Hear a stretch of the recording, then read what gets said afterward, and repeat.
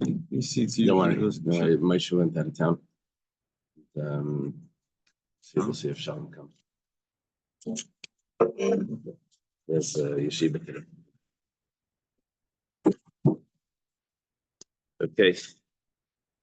So we thank Hashem that they're able to learn Torah every day. It's supposed to be learning. We should have the basic English immediately. Do another parak, yeah. Start a new parak. Third parak of Zavachim. I don't know if it's easier or if I remember it from. Probably it's easier. Remember that joke with the Maggid Shir? He did a trick on everyone. He put their Good morning. Good morning. This Maggid Shir put the bookmarks of all the Talmidim one page back. They started to teach, and 20 minutes in, one of the people say, "It's amazing. I remember this from 7 years ago." They taught it yesterday. Anyway, okay. When we get to start the new parak, learning, we should have the basic Mikdash, and also learning of Shlema for whoever needs, my father and Naftali ben Menuch Bela. Okay, it starts like this. I have place marks from 7 years ago. Oh, you do have? Yes. Is that with us? What? Is that with us? Yeah, because you were here. You came right away. No, but I've been here for several cycles. So the marks and I get to these pages and they're all marked up. Okay. You know, Amazing. Kalap Sulam Shashachtu. I didn't move the bookmark. Kalap Sulam Shashachtu. Anyone that's invalid, that shechts. We're going to see examples for that in a moment. Shchitas kosher. The shchit is kosher. In other words, the whole din of a kohen, you think you're dealing with sacrifices, you need a kohen. That's only after the shchita. It's called mikabala veilach, from the receiving of the blood and onwards. Shchita kosher b'zarim, because the shchita is permissible to be done by a non-kohen. For benashim, women can shecht. It's the first mission in Chulin, right? But that's for Chulin. This is for Kadshim, even for a sacrifice. Ba'avadim, even a slave can shecht. B'tmeim, this is the big chiddush. Even someone that's tummy can shecht, but someone's tummy is not allowed to enter into the temple. How's he going to shecht the sacrifice? We'll see. Afilu b'kachi kadshim, even kachi kadshim. Kachi kadshim needs to be slaughtered on the north. That would be quite complicated. But the one's tummy can't touch the flesh. Not let it make impure the flesh of a sacrifice. The pasuk says, "B'chol kodesh leisiga," the woman that gave birth, whose tummy is not allowed to touch the flesh. It also says she can't enter the sanctuary, the temple. She can't touch the flesh. Lefikach, therefore, Rashi points out that we're talking about tummy sheretz. Tummy sheretz won't make the knife tummy. Or it's a tummy mace in a situation that he won't make the knife tummy. It's a special type of knife that won't become tummy.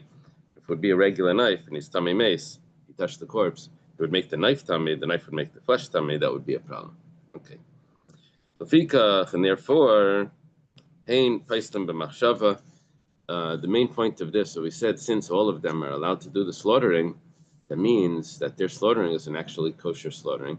And if they would have the improper thoughts, which would be out of the allotted time, out of the allotted place, or maybe for the wrong sacrifice, depending on which carbon, they would invalidate, place them in machshava, or on top of lamed beis.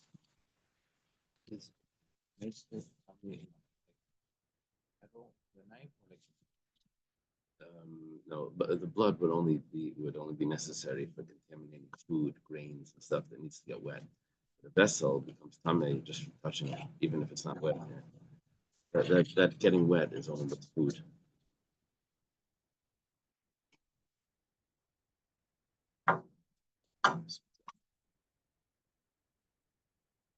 Okay.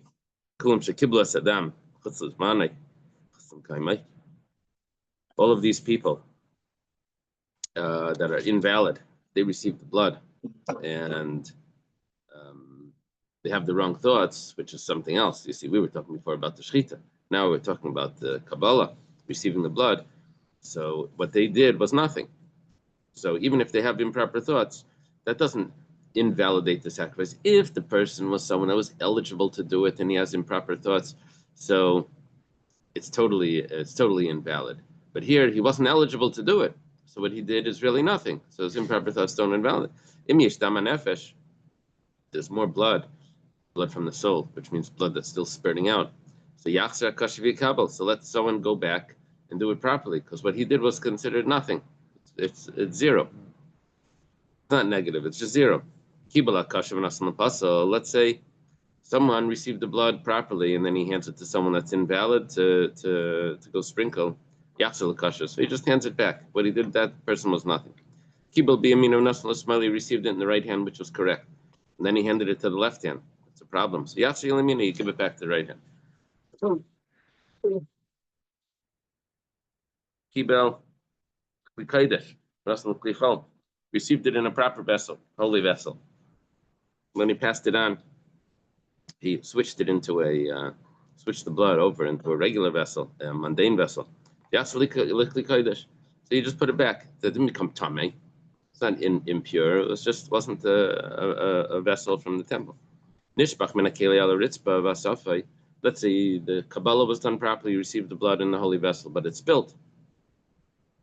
So he reaches down to the floor and collects it back up. So it's kosher, that's going to be acceptable. Now,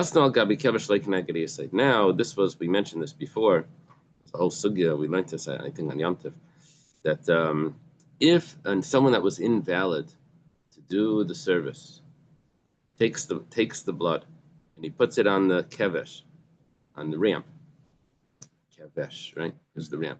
Kevesh would be a lamb. Kevesh is the ram. So like Keneged Yesod, not in the place where it's supposed to go. It's supposed to go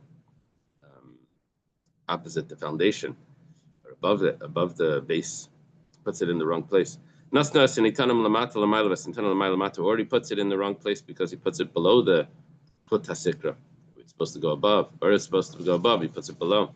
Put HaSikra is the middle line that divides the altar. Or what's meant to go inside, he puts outside, or what's meant to go outside, he puts inside. Talking about the two altars. If there's more blood, then then let a kosher person go back and do it. In other words, since this person wasn't valid to do it, so what he did was nothing. If there's still blood there, what he did was zero. If he could go back and receive blood, if it's still possible, if the animal's still spurting the blood. Okay, what we learned is, in the Mishnah, we learned kol hapsulum sheshachtu. Anyone that's invalid that did the shechita. Now, sheshachtu means after the fact. There's two ways of writing this.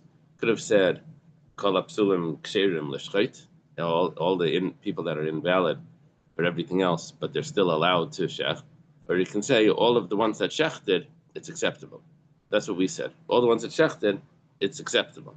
So it says the yeved in, it's acceptable means that only after the fact. But lechatchila, initially, then they shouldn't be doing this. That's what it sounds like. If you wanted to tell me that they're initially allowed, then you should have said it differently. Yeah, veraminu. The problem is we have a contradiction to this. It says v'shachat shchita bizar ksheira. It says that they should shech, and which means that the shchita is acceptable if it's a zar. A zar means a stranger. It means non-kohen. Shashchita ksheir bizar menashiv ma'avadim b'tmei afilu b'kachikachim. Because the shchita is acceptable as kosher with strangers, women, slaves, and impure people, even if it's a very holy sacrifice. Maybe not. Maybe a kohen needs to do the shchita. I remember the Gemara Brachas about this, where Shmuel is being brought to the Beis Hamikdash with Hannah, and this is when they return. Hannah was blessed by Eli to have a child. She comes back with Shmuel 2 years or 3 years later, I forget. And they're running around. The Kohanim are running back and forth. Shmuel says he's only 2-3 years old. He said, "What are you running around with? What are you looking for?" They said, "We're looking for a Kohen to do the shechita." He says, "You don't need a Kohen to do the shechita. Anyone can do the shechita." It says, "V'kibel Kohen." Mikabala ve'elach, the shechita is allowed to be done. This Mishnah, the shechita could be done with even a non-Kohen. So they go to ask Eli, is it correct? Eli says, yeah, he's right, but he paskin in front of his teacher, so he's going to have to die. Someone paskins in front of the teacher, very strict. So Chana says, no, I'm the woman that came here. They said, don't worry, I'll give you another son. So that's when she says, Halanar zeh spalolti. No, I davened for this one. I don't want another. I want this one. So I think I forget what happened because of that. Shmuel's children didn't take over, but that had to do with not giving the prophecy. But okay. Seems like quite a few difficulties there, no? Like he's 2 years old. Who was his teacher? Who was his teacher? Probably his father, Elkanah. Oh, his father was there? His father was a Levi. No, well, he was home until they brought him back. This is his first day back in the Beis Hamikdash. That's what it sounds like. He gave the halakha in front of Eli, right? That was the problem, right? Or Oh, I hear what you're asking. Oh, Eli was the standard teacher, I guess, because he was the greatest. He was the Navi. He was the Shofet. He's considered the teacher. He's considered the Rebbe. Yeah, Eli had everything together. Navi and Shofet, in Kohen Gadol. It was like the one person did everything. Okay, so maybe the shechita needs to be done by kohen. Amrit v'chimiyayin basa. We said, 1 second, where are you getting this from? Because the pasuk says that you and your sons, together with you, should guard all matters of kahuna. For everything of the altar, yachalach b'shechita, maybe the shechita should be included in that. So Talmud Leimer b'shachar espena bakal l'fnei Hashem v'ekrivu. The main part of the pasuk is missing. It's supposed to say v'ekrivu b'nei Aaron hakayanim. The sons of Aaron the Kayanim will bring, right? Mikabala ve'elach mitzaskuna. It's only from the Kabbalah ve'elach, only from receiving the blood and onwards needs a Kayan. Limad al shchita sheksher b'chaladim. It's teaching us that the shchita is permissible to be done by anyone. Now, the wording now is a little different than the wording in our Mishnah. Now it says not that it's b'diavad mutter, but now it's l'chatchila mutter. Shchita keshera. The shechita is permissible by anyone, not if it was shechted. So is it b'diavad or is it even l'chatchila? When it says, "Who adin dafil l'chatchila nami," really, l'chatchila, a non-kohen can also do the shechita. Mishum d'kavayla misnei tmeim, the l'chatchila like gazer shem yiga b'basar tanish shechted. So why did our Mishnah say after the fact that if they shechted it, it's acceptable? That's because one of the cases here is only after the fact. Not the non-Kohen. Non-Kohen is even a chatchila. The one that's tamei is only after the fact. We don't want to have tamei people, impure people doing the shechita because they may end up touching the meat. So the chatchila, they should not. But if they did, it's going to be acceptable. So in the category of tameim was also the non-Kohen. So it ends up being written after the fact because of some other things in that category. Gemara says, "V'tamei diavad shapridami." Someone that's tamei that shech, is that acceptable? V'raminu, I have a contradiction on that as well. The samach v'shachat. It says, I don't have the psukim by me, but probably in your Gemara it says the psukim.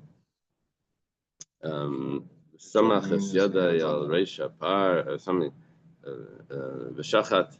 So it says over there in the same pasuk. Yeah, he puts his hand on his head, and then it says that he slaughters.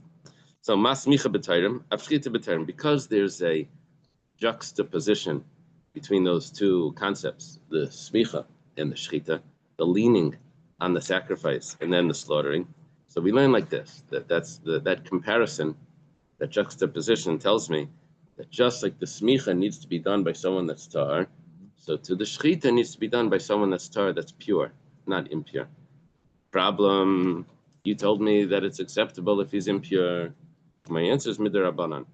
That juxtaposition that you told me, that tells me that it's not valid, that it's not good. That's only midirabanan. He shouldn't do it.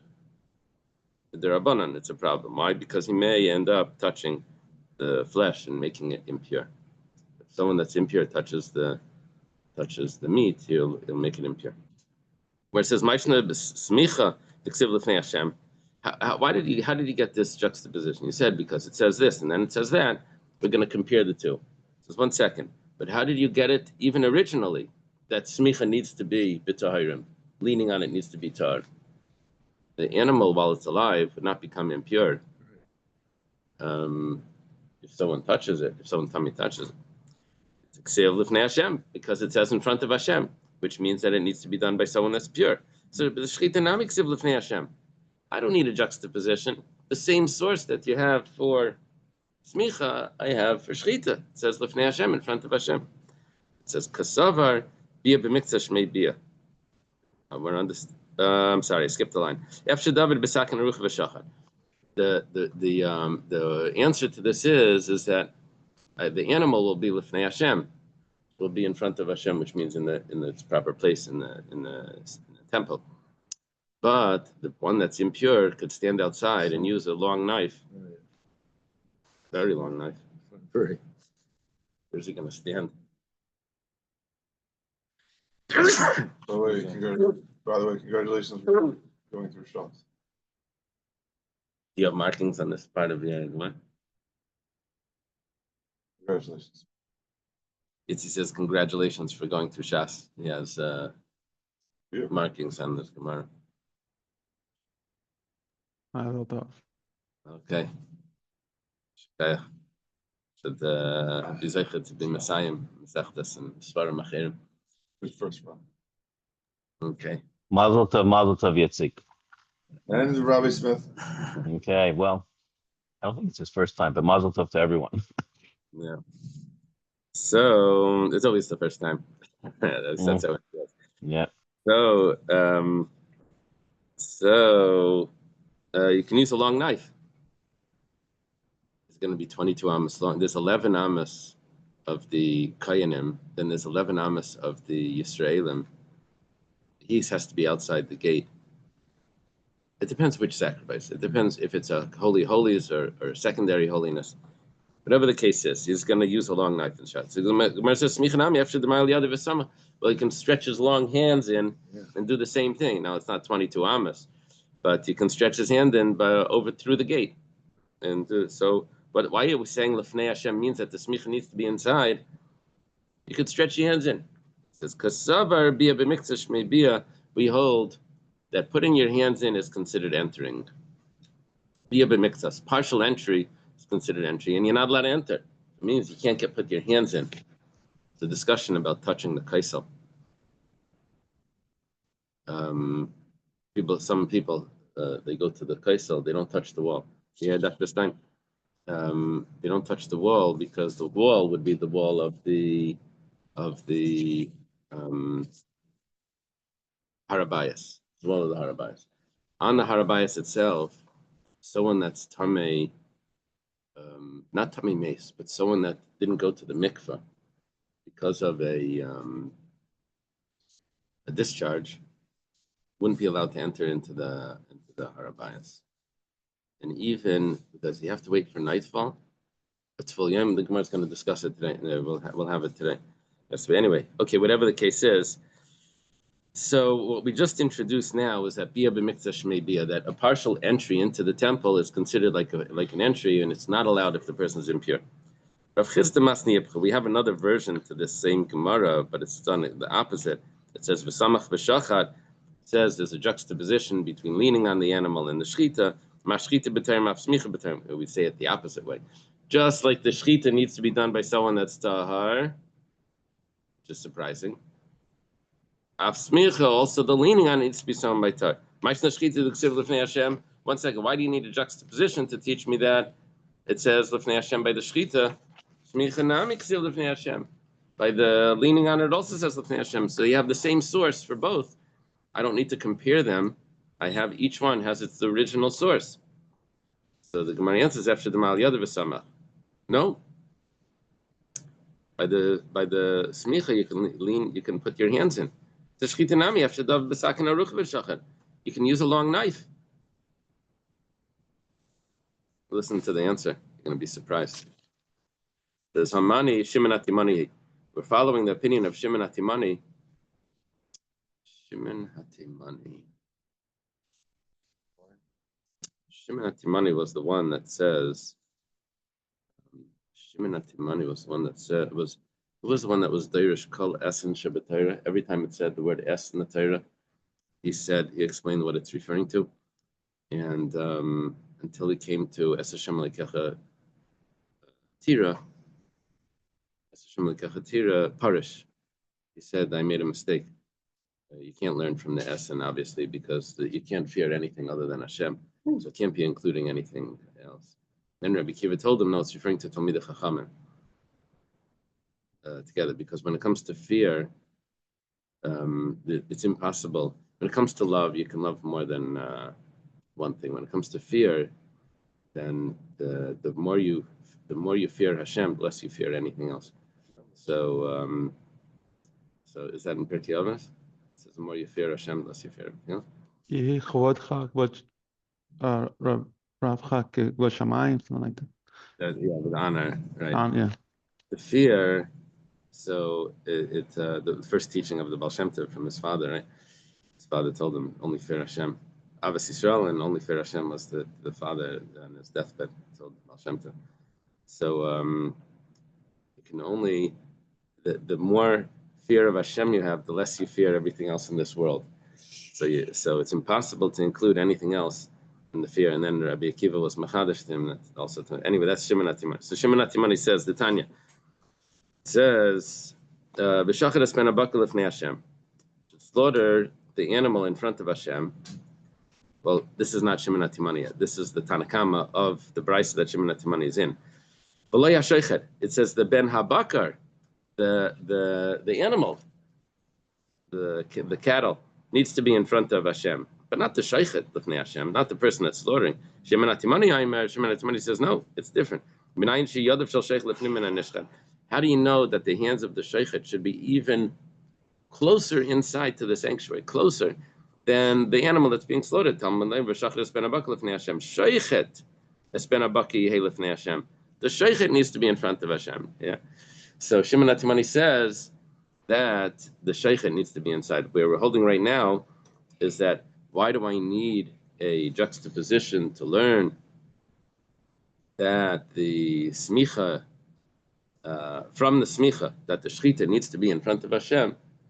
I could have from the shechita needs to be in front of Hashem. So too the smicha needs to be in front of Hashem.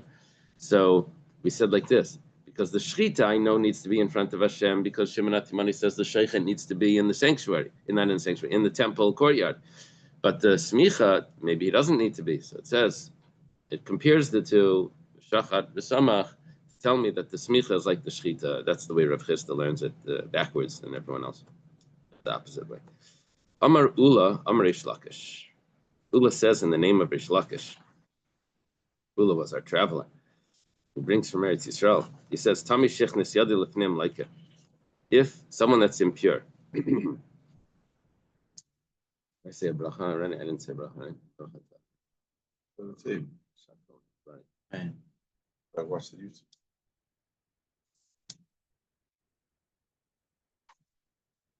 Tamei, someone that's impure that puts his hands inside the courtyard, like it's malchus. We're going to emphasize this shortly. Right now, we think it's more than malchus. It says by the woman that gave birth, she should not touch anything that's holy. And then the pasuk goes on, and it says she should not enter into the temple. Makish biel inagia. We do a comparison between entering into the temple and touching.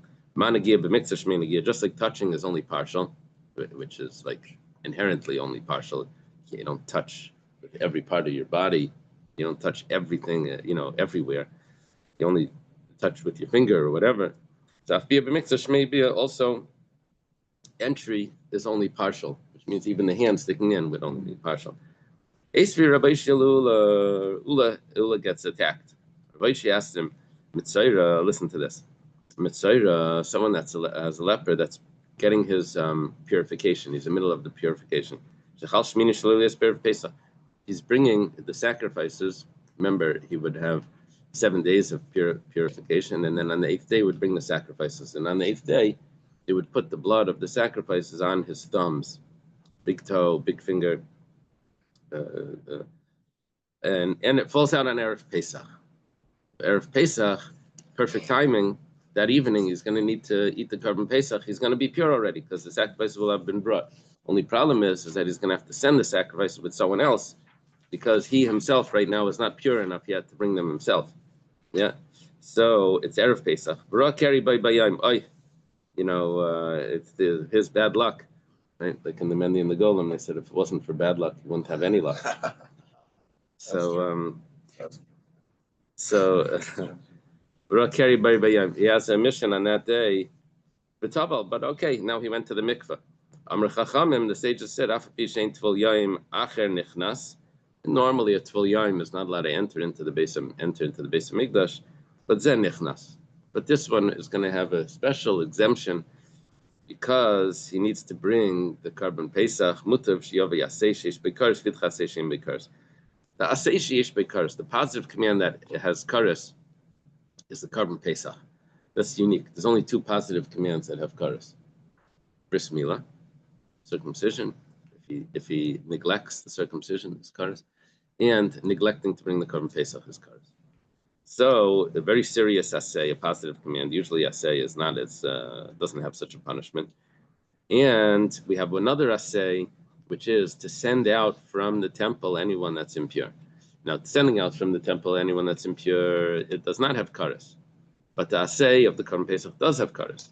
We're going to say like this, that the assay with kares, which means the Korban Pesach is going to push off the assay without kares. And he's going to be allowed to enter in to get this purification process done. They're going to have to put the blood on his thumbs. Rabbi Yochanan, okay. So his question, let's see. Oh, we didn't explain the question yet. First we have a machlokes. Rabbi Yochanan says, Dvar Torah afilu asay ein bai. Rabbi Yochanan says, a Tvul Yaim doesn't even have an asay. See, the first opinion here held that the Tvul Yaim of a Zav is considered like a Zav. Tvul Yaim means he went to the mikveh, but he's waiting for nightfall. So what status does he have? So it's machlokes. One opinion holds he's like a Zav, original impurity, he can't enter. Rabbi Yochanan says, no, he's not. He's already went to the mikveh. Shneimar, we have a pasuk that says, Vayamid Yoshafat B'Kal Hashem B'Yerushalayim B'Beis Hashem L'fnei HaChatzar Chadasha.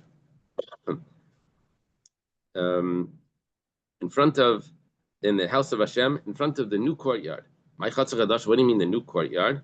Rabbi Yochanan Shechitshu B'Dvarim, that they made new halachas that day. They came up with new teachings. V'amru, what they said that day was Tvul Yaim al Yikanos L'Machane Leviyah, that the Tvul Yaim is not allowed to enter into Machane Leviyah. Now, Machane Leviyah is not the sanctuary. Machane Leviyah is not the courtyard. Machane Leviyah would be the Harabayas, right?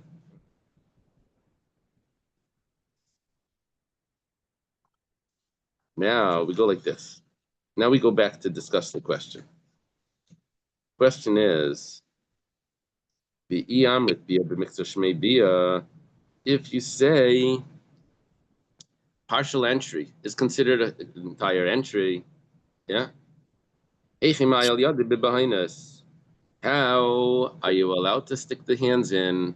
See, there's an inherent issue over here.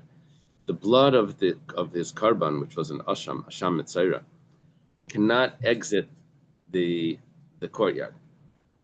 The only thing that can happen is he can put his hands inside, because he can't. The blood is not allowed to leave. His hands can go in. If his hands are going inside, so I know that he's a Tvul Yaim. He can't.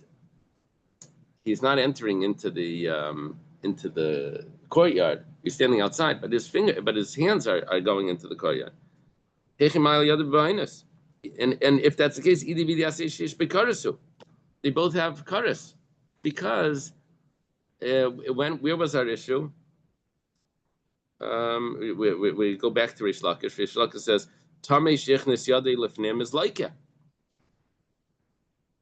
Reish Lakish said this. We're asking a question of Reish Lakish that you're telling me that putting the hands in is bia b'mitzvah shmei bia.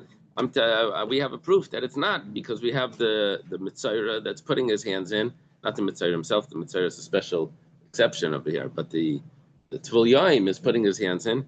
We see it's not bia b'mitzvah, it's not shmei bia. Amalei, so Ula is taking the questions on behalf of Reish Lakish. He's the one that's saying it's over. Matunach means from your load, means you're trying to make it difficult. You're trying to ask me questions. Shani Mitzayra, this is a totally different case. Because we gave him a special exemption where it's impossible for Mitzayra to become purified. If he can't get the blood out, he has to put his hands in. It's part of the purification process that we allow things like this. In order for him to get purified, he's allowed to put his hands in. Oh, the Mitzayra, that's also considered like a Tvul Yaim. It's not really a Tvul Yaim, it's Mechusar Kippurim. He's missing the sacrifice. But we allow him to put the hands into the courtyard in order to get the sacrifice, the blood of the sacrifice on his thumbs. So we also allow him to do even though he's a Tvul Yaim. Doesn't the blood go on his ear? I'm sorry? Doesn't the blood of the Mitzvah go on his ear? Is that the oil?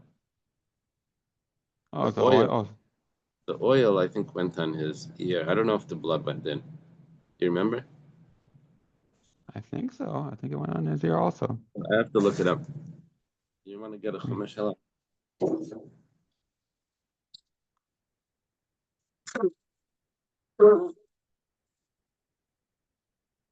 Thank you.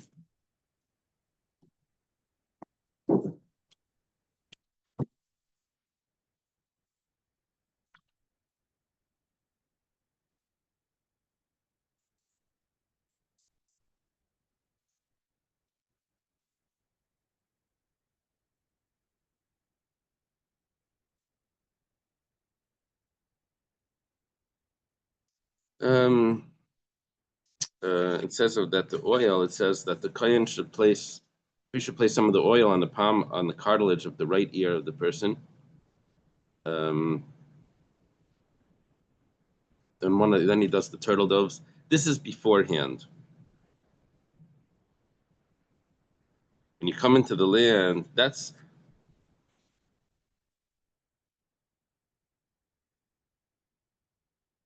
not the sacrifice. That's what he does outside.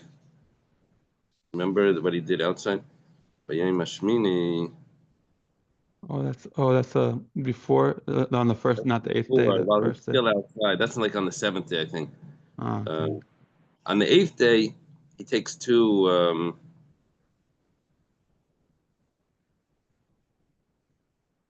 The kohen should take from the blood of the asham, and he should put. Oh, you're right. We should put it on the cartilage, the right ear, person being cleansed, thumb, on the big toe. Yeah. So this is a problem. How does he get his ear in?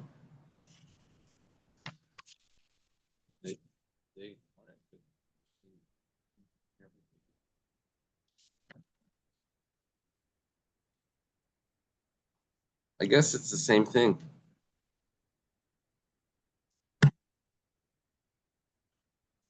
I don't know. He would just stick his ear in, just like hit the hands and feet. Yeah. Middle part of the right ear, right top, can only be considered. I guess the rest of his body is out. So, huh? Says here, That's exerted. That's a meal. Torah on his 8th day would not become bald. That day is barred from the temple courtyard, as explained, but the Torah waives the prohibition during the blood placement procedure. Commands that he extends his thumb. Since the Torah waives the prohibition barring the Sarah from extending his hand, so will be waived one barring it to a Okay, yeah. But Daniel's asking, what about, why is it only mentioning the thumb, not the ear? The ear seems to be like, okay. It's right here, big toe into the courtyard. Oh, so yeah. What number note is that? This is footnote 13. Looking to footnote 13. Second paragraph. He extends his right ear also into the courtyard. So now the question is like this. So Ula says, okay. That's the teretz that Ula gives. Amar Rabbi Yosef. Rabbi Yosef gives a teretz. Kasavar Ula says, Rubam zavin v'nasu tmei mesim hayel v'hutru l'tumasam hutru l'zibasim. According to what Ula's answering, is that if we say once it became permissible for this, then say it becomes permissible for other things, then let's say the majority of the congregation was a zav, had this impurity, this discharge, and then they come across a corpse and they become tamei mace. Wow. Now we know that tamei mace pushes off the entire congregation. Is tamei mace pushes off the impurity. The carbon pesach pushes off the impurity, and they bring it even though they're impure. The problem is it's only impurity of tamei mace. It's not impure of a zav. Now we had the machlekes about this before, but we're saying since it pushes off the tamei mace, it also pushes off the ziva. You see what happens if it pushes off the mitzayra, it pushes off the ziva, right? Because it was allowed. The mitzayra was allowed to. The ziva gets pushed off. Same thing should apply to the bringing the carbon pesach. Amalei Abaya. Abaya is Rabbi Yosef's student. And Abaya would ask him a lot of questions. Abaya says, "Mi dami, what type of comparison is that? Tuma ishtarai, ziva la ishtarai. Tuma was permissible when you have the majority of the congregation; they allowed it, but ziva was never allowed. Now, we'll see from the response what was going on here. Amalei, what's the base? This is Rabbi Yosef responding. Oh, in some Gemaras they have Amalei taken out. Dilma hachi kamar mar. This is Abaya continuing. Abaya says maybe what the master meant, maybe what Rabbi Yosef meant was Ruban Tmei Mesim Anasim Zavim. Let's do it exactly the opposite. The majority of the congregation was actually Tamei Mace, and so therefore there was already a dispensation, special exemption here, that they were going to be allowed to bring the carbon pesach even though they're impure. And then they all had a discharge. So we're going to say like this: since it was already pushed off because of the tamei mace, we'll allow it to be pushed off because of the zav as well. Not the opposite. Not that it was going to be not acceptable, and then they became tamei mace, and then it becomes yes acceptable. The opposite. First they were tamei mace, which means that it was going to be pushed. The tumah was going to be pushed off. They were going to bring it anyway. But then they had the discharge, so we continue that. It doesn't get worse. It doesn't get worse. Amalei. So now Rabbi Yosef responds in. That's actually what I meant. He says, "Oh, that's what you meant. Akati leidami," but now you still can't compare. Mitzayra heterahu hayel v'ishtri yishtri. Mitzayra, which was allowed because the Torah allows it, so it was allowed. Tuma dechuyahi. Tuma is not really allowed. There's different types of allowed. There's allowed like against your will allowed, and there's allowed because it's totally allowed. By the Mitzayra, it's not. It's totally allowed. The Torah literally allows it. Over here, it's saying that you could do it, but you have to do it in the way where it's the least tumah and this and that. So now it's only where only where the tumah was pushed off would be pushed off. For other things that wasn't pushed off, it's not pushed off. So why are you telling me Rabbi Yosef is being mechadish that according to Ula, if they were all tamei mace and then they became a zav, that once it was pushed off, it was pushed off. No, tumah dechuya. Tumah is not hutra, it's dechuya. It's only pushed off. What's the word that they use instead of pushed off? Pushed aside. All right, same thing. Amalei Rava. So Rava says to Abaya, Adarabba, Ibcha Mistabrit should be the opposite. Mitzayra heterahu, Mitzayra where it's permissible, laha ishtarai, laha la ishtarai. Where it's permissible for the Mitzayra, it's permissible. For the Zav, it's not permissible. Tuma dechuyahi mali chad dechuya mali shtei dechuyas. Once it's pushed off, what do you care why it's pushed off for? Maybe it should go the opposite direction.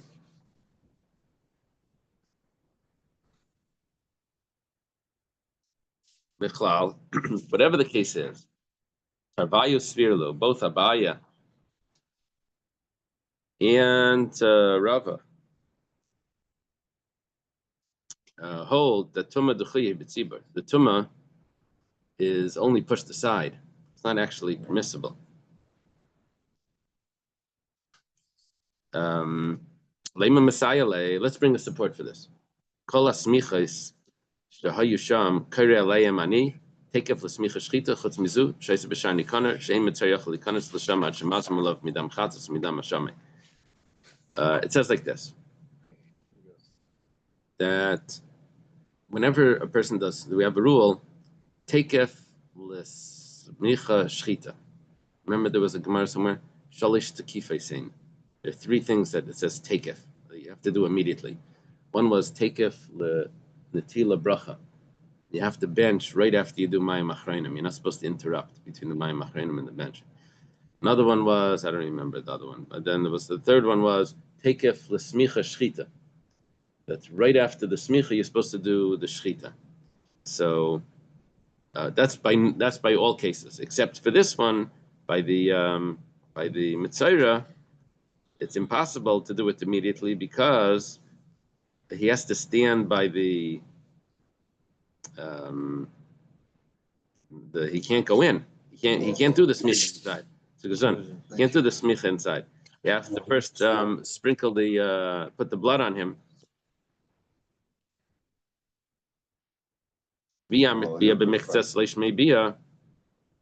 One second. Why can't he do the smicha by the Mitzayra? If you hold that it's not considered entry, let him go inside. Now, what is our proof? Lema Messiah lay is not a proof. It's not a proof on Tumah Dechuya. I'm sorry, I didn't say that right. Lema Messiah lay is a proof to Ula, going back to Rish Lakish. Ula and Rish Lakish said, Ula said in the name of Rish Lakish, that Bia b'miktsas is Shmei Bia, right? Partial entry is considered entry. Right. If you would say partial entry is not considered entry, then why do we need a special exemption over here by the smicha, which over here it doesn't need to be right next to the shchita? Why not have a partial entry and do the smicha? Rav Yisrael said it's not a good proof because Hamani, who is the author of this, Rabbi Yisrael Bar Yehudi Damar Merchak Tzafain. We had Rabbi Yisrael Bar Yehuda earlier last week. We had that there's different opinions where the shechita needs to be done. Some said it could be in any part of the courtyard as long as it's on the north. Others said no, it needs to be only in front of the mizbeach, from the edge of the mizbeach onward, towards the north. So we should say that you could do the smicha from the gate. I said no, you can't do it from the gate because just by leaning your hands in, because it needs to be 22 amas in and next by the mizbeach already, at least 22 amas, maybe more. Yeah. So how much is it? 22. Okay. The Gemara says, "V'liyavet pishpish." Why didn't you make a door? Why didn't you make a door at the other end? Oh, I see. Why don't you make a door at the other end of the courtyard? Yeah. A little like a window, like a little small door where he could put his hands in and do the.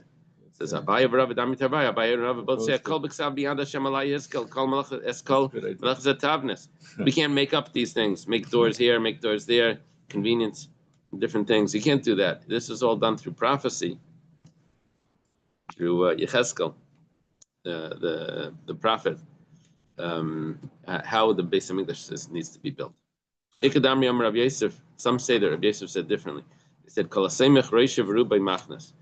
Anyone that does smicha, he has to put his head and majority of his body inside. So it's not going to work anyway. My daima, what's the reason? It says kol koichabin, you have to put all your strength in it. It's impossible just to do the hands. You have to do the whole body. My kasavar, what does he hold? If he holds that the smichas asham is a daraisa, that leaning on it is the daraisa asham mitzayra, is the guilt offering that the mitzayra brings. Pass me the tissues. Gesund. to take up l'smicha shrita, daraisa, and we also hold that you need to do the smicha right before the shrita. Then why shouldn't there be a special dispensation, just like there's a dispensation for the thumbs to be put in? If the Torah says this is what you have to do, then you have to do it. Amar Rav Ada bar Masna, Gezerah Shemayarba b'psiyas. Do we have a gezerah? Interesting. Even though the Torah says that you have to do it, but we have a gezerah that you may end up taking too many steps. It will be too much, and you won't be allowed to do that. So what do? We just say not to do what the Torah says. Ikadamri, some say differently. Amar Rav Ada bar Masna smichas asher mitzvah deraisa. Yes, it is a deraisa. You take up the smicha shchita lav deraisa, but the fact that you have to do the smicha so close to the shchita, that's not a deraisa, and therefore you do the smicha outside.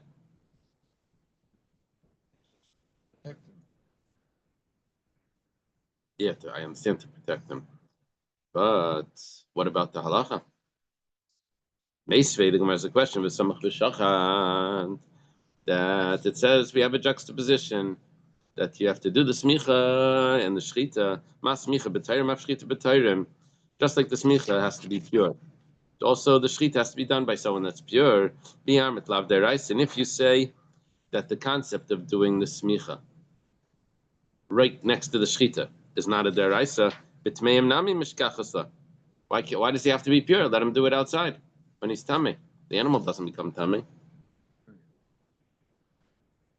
Ela epach. We have to say it the opposite. Smichas Hashem mitzayra lav deraisa. Leaning on the animal by the Hashem mitzayra is not the deraisa. Take of the smicha shchita is deraisa, but the fact that when you do smicha it has to be right before the shchita, that is a deraisa. Okay. I think we could leave it by Ravina. Actually, let's just do Ravina Amar. Ravina Amar Linyan Malkus Itmar. Ravina goes back and he says, our whole discussion here, the whole basis of all the questions here was because Ula says in the name of Rish Lakish that partial entry into the sanctuary is considered a full entry. Then we had a question. 1 second. We should have the Mitzayra, that's a Balkar, that's a Tvul Yaim. We said that it pushes off the putting the thumbs in pushes off bringing the carbon Pesach, which is a stronger assay, pushes off the assay of leaving the sanctuary, which doesn't have karas. So 1 second, according to Ula, it has karas, because Ula said partial entry is an entry. Said no, he never said that. Ravina says he said there's malchus. He didn't say there's karas. It still is. Carbon Pesach is still stronger. Yeah. Yasser Ravin. Okay, let's leave it by Yasser Ravin. Let's leave it by Yasser Ravin. We'll stop over there. Okay. Okay, thank you, everyone. Have a good day. Take Bye. care. Thank you. Well, to Vatzlacha.